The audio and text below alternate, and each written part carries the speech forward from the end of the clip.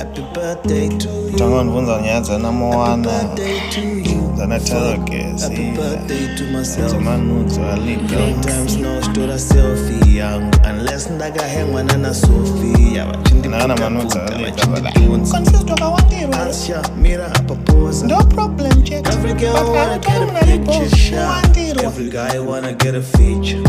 Koma ngizise ndinorowa mangoma ndine ngoma rangu ranida kuti ndimbokudzisa umbonizoti panangu onzo anoita kuti uzongorova tese.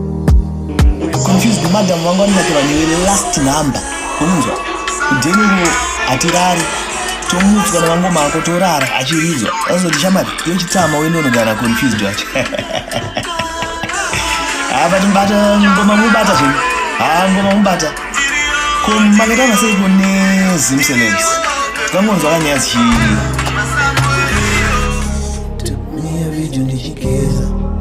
Then you start sharing with my friends. Ndipisa. kondinenge yutika kanoimba zo chipopindoona ko 150 mambo kana zvarakaita patiktok iri mbara yachikona patiktok manheru zvako wakachila uri pamubhedha Saka achaniziya. apa mambo kanyasoperera Confused ndongofarira music yako chete. Sandizive changu. But music yako unondigonera zvako. uri kuona ana confused atongoganza but apatomborina zhinji iripo faiziya vanotongoganza vana but hapana Twaimbi twezimbabwe hatina kana mari. Confused ndiwe one muimbi ari hambo asingafairi sekako. cooking ndinekanga mwana kakari kuti kanonakirwa nemirafu muda kuona here mandikuratse King and Marenda tonzi confused again. Hands takafanana vandoona ngoma. vaidondita curtain raiser ndandaramba mascene nabonpisa pamascene I think panano handodibatira kana tsotso kunzoko never know.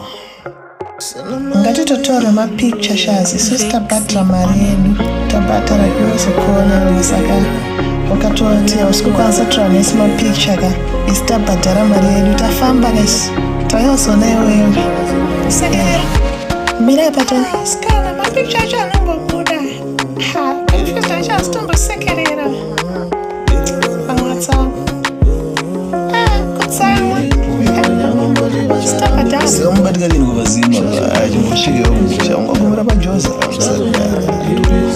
Hauzivi changu kurwisana nacho. Munhu nyama kungoti basa rangu kuimba. You are my biggest fan. I'm your biggest fan. Ndokufarira singaite.